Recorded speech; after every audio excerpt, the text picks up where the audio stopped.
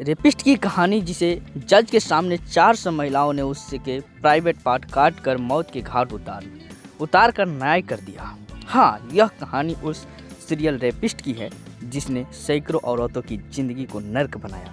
यह कहानी उस हैवान की है जिसने हैवानियत में कभी एक महिला के ब्रेस्ट काट दिए, उसके बाद उसकी बेटी के सामने उसे तरपाया और फिर उसके बॉडी को कई टुकड़ों में काट कर फेंक दिया। यह वो हैवान था जिसने एक औरत को उसकी शादी के बाद अगवा करके महीनों रेप किया। एक महिला जिसने डिलीवरी की थी, उसी डिलीवरी के 10 दिन बाद उसके साथ गैंग रेप किया। बाद में उस महिला ने दर्द में खुद को मौत के हवाले कर दिया।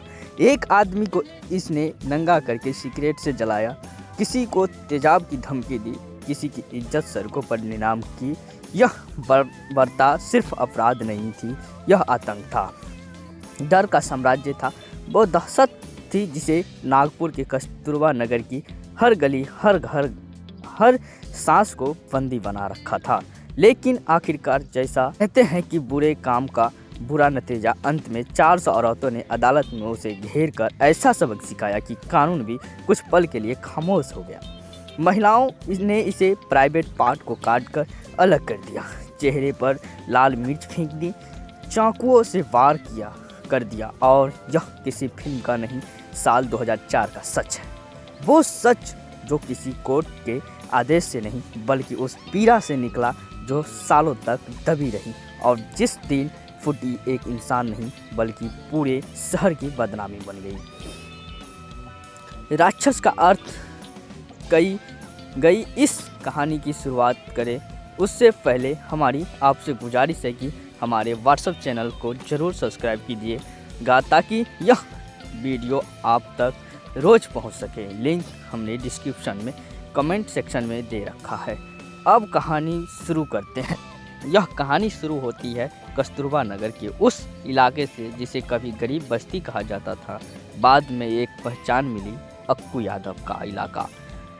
भारत कालीचरण उर्फ अक्कू यादव 1970 के आसपास जन्मा एक बच्चा, जिसकी ज़िंदगी की शुरुआत भले ही झुग्गी में हुई, लेकिन अंत एक ऐसी अदालत में होना लिखा था जहां उसे किसी जज ने नहीं बल्कि उन औरतों ने सज़ा सुनाई जिनकी ज़िंदगियां इसने बर्बाद की थी। पुलिस रिकॉर्ड के हिसाब से अक्कू की पहली एंट्री पुलिस रिकॉर्ड में साल 1991 में होती है। गैंग रेप के केस में यह बस शुरुआत थी। जैसे किसी बच्चे को पहली बार चोरी करने पर चैन की नींद आती है, अक्कू को पहली बार रेप से मिली दहशत ने उसका असली चेहरा बाहर लाया। इसके बाद ऐसा राक्षस बना जिसे पुलिस भी छूने से डरती और जनता भी। उसके खिलाफ अनगिनत मामले थे, रेप का, गैंग रेप का, हत्या की कोशिश का, डकैती का, जबरन वसूली का, घरों में घुसकर हमला करने का, महिलाओं को अगवा करने का, मारपीट करने का, धमकाने का। कानून के किताब में उसके खिलाफ लिखे हर अपराध के आगे तारीख सिर बदल रही। घटनाएं नहीं, 1999 में उसे महाराष्ट्र निवारक निरोध कानून के तहत गिरफ्तार भी किया गया। लेकिन जैसे नालियों के कीड़े वापस गंदगी से लौट आते हैं, अक्कू भी जेल से निकलता है और ज़्यादा जहरीला होकर समाज को डसता रहता है। समस्या सिर्फ अक्कू का अपराध नहीं थी, समस्या थी उसका पुलिस वाले पर प्रभाव। पुलिस वाले को खिलाता पिलाता, रिश्वत देता। उसकी दावतें इतनी मशहूर थी कि इलाके के बच्चे कहते कि अगर किसी दिन पुलिस हंसते हुए गली में घूम रही हो तो समझ ले अक्कू ने दावत दी है। नतीजा यह हुआ कि अपराध जो पुलिस का रोकने का मकसद होना था, वही पुलिस इनाम की तरह इस्तेमाल होने लगी। कई बार महिलाएं शिकायत लेकर थाने पहुंची, लेकिन ऑफिसर ने बिना केस दर्ज किए वापस भेज दिया। कुछ को उल्टा कहा गया, घर में रहो, बाहर निकलने की ज़रूरत क्या है। यानी समस्या अपराधी नहीं, पीड़ित को बना दिया गया था। अक्कू की हैवानियत कहानियाँ भी किसी किताब में समाने लायक नहीं है। उसने ओशो भगत नाम की महिला के ब्रेस्ट काट दिए थे, उसके स्तनों काटा था और उसकी बेटी और पड़ोसियों के सामने तरपाया, फिर टुकड़े टुकड़े कर दिए। शादी के बाद एक नवविवाहित को उसे घर से अगवा कर लिया, रेप किया और धमकी देकर छोड़ दिया ताकि किसी को बता ना सके। कलमा नाम की महिला, जिसने डिलीवरी के 10 दिन बाद गैंगरेप सहा, उधर सहन नहीं कर पाई और खुद को आग लगा दी। एक आदमी को बीच सड़क पर नंगा करके जलाया ताकि मोहल्ले को सबक मिले कि अक्कू के खिलाफ मुंह खोलने का यही अंजाम होता है। औरतों के लिए उसकी नज़र कुछ इस तरह थी जैसे मानो कसाई की नज़र भीड़ पर। कोई लड़की सामने दिखी नहीं कि उसे पाने की कोशिश में लग जाता। अगर राजी न हो तो अगवा करता, बलात्कार करता और बाद में जान भी ले लेता।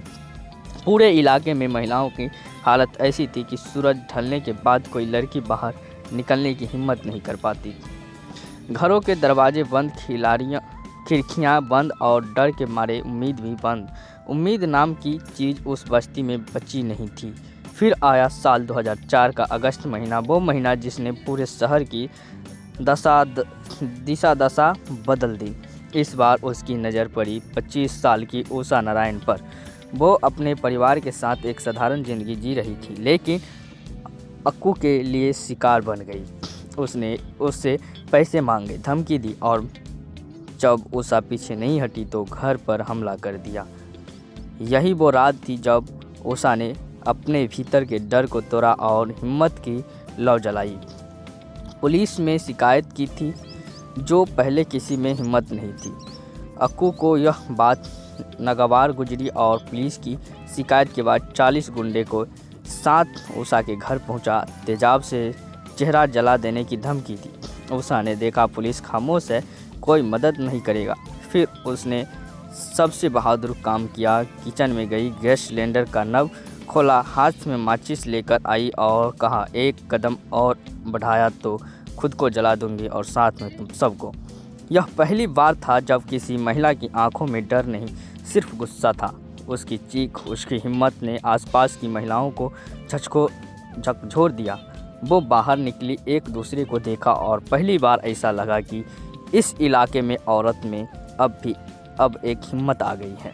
औरतें एक परिवार बन गई है, दर्द के रिश्ते से जुड़ा हुआ परिवार। उसी रात निर्णय हुआ कि आतंक खत्म होगा, चाहे कुछ भी कीमत हो। अक्कू भी समझ गया था कि इस बार मामला हाथ से निकल गया है। उसने खुद को पुलिस के हवाले कर दिया, क्योंकि उसे बाहर महिलाओं के गुस्से से डर लगने लगा था। लेकिन वो भूल गया कि अदालत की दीवारें शायद चारों तरफ से बंद हो, लेकिन औरतें की यादें, दर्द और प्रतिशोध इन दीवारों में भी छेद कर सकता है। 13 अगस्त 2004 वो दिन जो भारतीय अपराध इतिहास में हमेशा याद रहेगा। अदालत नंबर 7 में अदब की पेशी थी। पुलिस भारी सुरक्षा में ला रही थी, लेकिन अदालत का माहौल अलग था। खामोश, उबलता तूफान। अदालत के बाहर और भीतर महिलाएं खड़ी थी।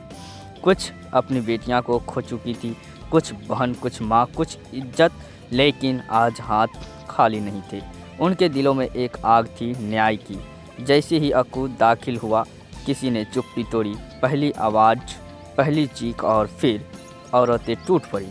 किसी ने चेहरे पर लाल मिर्च फेंकी, किसी ने चाकू निकाला, पत्थर उठाया। अक्कू चीखने लगा, पर उसकी चीखें उन चीखों के सामने कुछ भी नहीं थी जो उसने सालों से उन औरतों से निकलवाई थी। भीड़ इतनी घनी थी कि पुलिस भी ठिठक गई। कोई आदेश काम नहीं कर रहा था, कोई हथकड़ी नहीं काम कर रही थी, कोई कानून नहीं। यह जनता का न्याय था। कुछ ही मिनटों में किसी महिला ने उसका प्राइवेट पार्ट काट दिया। वो दर्द में चिल्लाया और फिर उसकी चीखें अचानक से हमेशा के लिए खामोश हो गई। अदालत के फर्श पर उसका खून बह रहा था। चारों तरफ वो महिलाएं थीं जिनकी आवाज़ वो सालों से दबाता गया। किसी ने उसके चेहरे पर थूक दिया, किसी ने वार किया, और यह सब इतनी तेज हुआ कि पुलिस कुछ समझ पाती इससे पहले वह ख़त्म हो गया था।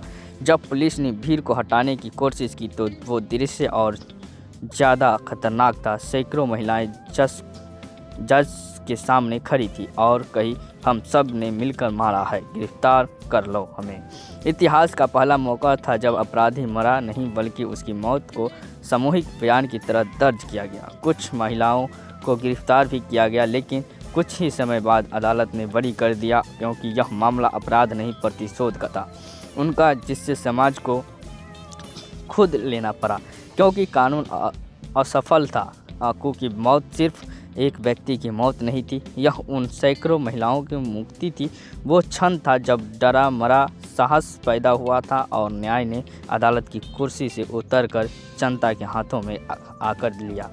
यह कहानी सिर्फ एक अपराध की नहीं बल्कि उन औरतों की विजय गाथा है जिन्होंने आखिरकार उस राक्षस को वहीं ख़त्म किया जहां वह सोचता था कि वह सबसे सुरक्षित है। कानून के अंदर यह कहानी आज भी समाज को याद दिलाती है कि जब न्याय सो जाती है तो पीड़ा जागती है, और जब पीड़ा जागती है तो